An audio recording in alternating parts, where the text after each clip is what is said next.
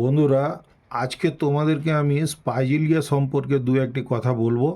এই মেডিসিনটি সাধারণত লেফট সাইডের যে কোনো রকমের রোগ হোক না কেন সেই ক্ষেত্রেই কিন্তু খুব ভালো কাজ করে।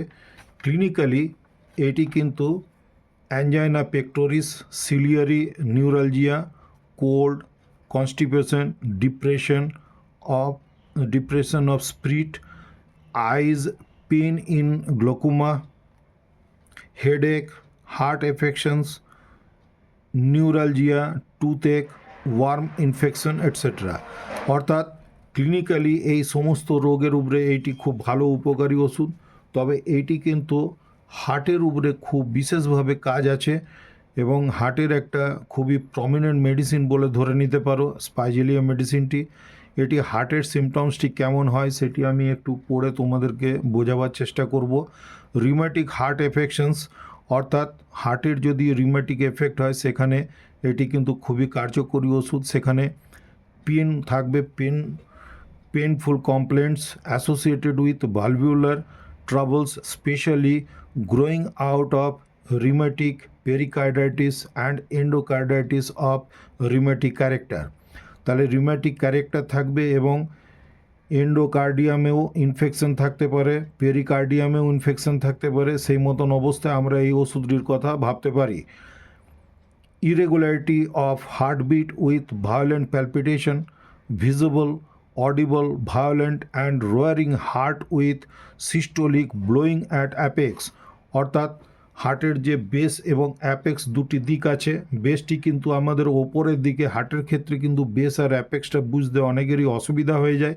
তো অ্যাপেক্সের দিকে কিন্তু এর এত ভায়োলেন্ট ধাক্কা, অর্থাৎ মানে বাম দিক ঘেঁষে আর কি, লেফট সাইড দিকে ভীষণভাবে এর যে সিস্টোলিক যে প্রেসারটা ধাক্কা মারে, সেই জন্যে কিন্তু তার সারা শরীরটি কেঁপে ওঠে।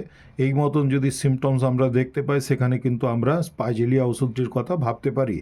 দেয়ার is teaching needle like pain in chest, এবং সেখানে যেন ছুঁচ ফোটানোর মতন ব্যথা দেখতে পাওয়া যাবে। Synchronous with pulse is feeble and irregular. এখানে পালসটি কিন্তু ভীষণভাবে স্লো হবে, উইক হবে এবং ইরেগুলার হতে পারে। দেয়ার ইজ গ্রেট ডিপসনিয়া, অর্থাৎ শ্বাস নিতে তার কষ্ট হয়, dyspnoea with pain in chest, এবং সঙ্গে তার কিন্তু বুকে খুব ব্যথা হবে। Must lie on right side with head high. এই পেশেন্টগুলি কিন্তু ম্যাক্সিমাম সে ডান দিক ঘুরে শোবে, কেননা বাঁ দিক ঘুরে শুলে তার বুকে ব্যথা হতে পারে। সেই জন্যে ভয়েতে সে কিন্তু ডান দিক ঘুরে শোবে এবং মাথাটি একটু উঁচু করে শুতে চাইবে। আয়দার উঁচু বালিশ নিতে পারে অথবা মাথার মধ্যে হাত দিয়ে ঘুমায়, এই ধরনের কিন্তু পেশেন্ট কমপ্লেন করবে। Precordial region is very much sensitive to touch. Precordial রিজিয়নটি কিন্তু ভীষণভাবে, বা প্রিকর্ডিয়ামও বলা যেতে পারে, এই রিজিয়নটি কিন্তু খুবই সেন্সিটিভ থাকে। আমরা যে জায়গাটিতে স্টেথো দিয়ে এক্সামিন করি সেই জায়গাটিতে কিন্তু তার খুব সেন্সিটিভ থাকে। অর্থাৎ সে ছুতে গেলে, অর্থাৎ স্টেথো লাগাতে গেলেও কিন্তু সে একটা কোনো সাইন দিতে পারে, হয়তো ব্যথার সাইন দিতে পারে, এরকম দেখতে পাওয়া যাবে। There is thrusting pain in the chest like knife.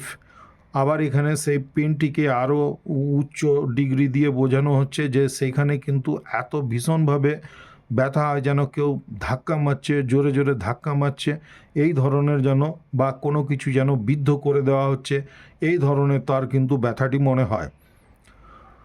মডালিটিসের ক্ষেত্রে যেটি আমাদের হোমিওপ্যাথিক জগতে খুবই ইম্পর্টেন্স দেওয়া হয়, অ্যাগ্রাভেশন হচ্ছে ফ্রম মোশন, অর্থাৎ হাঁটলে চললেই তার কিন্তু রেসপিরেশন ট্রাবল হবে এবং ডিসনিয়া হতে পারে, হাঁপানির টেন্ডেন্সি চলে আসতে পারে।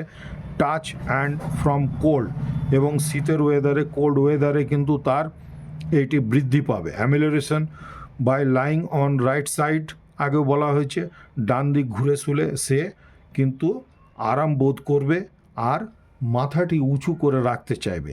এই ছিল মোটামুটি স্পাইজেলিয়ার হার্ট সিমটমস। তোমরা আরও ভালো করে পড়ে নিও। এই যে পেজটি দেখতে পাচ্ছ এইটি স্ক্রিনশটও নিয়ে নিতে পারো।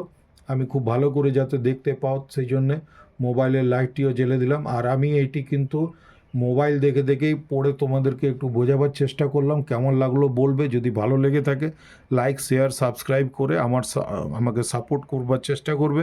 তাহলে আমি আগামী দিনে আরও এই ধরনের ভিডিও তোমাদেরকে উপহার দেব। ধন্যবাদ, সকলে খুব ভালো থেকো, নিজের শরীরের যত্ন নিও।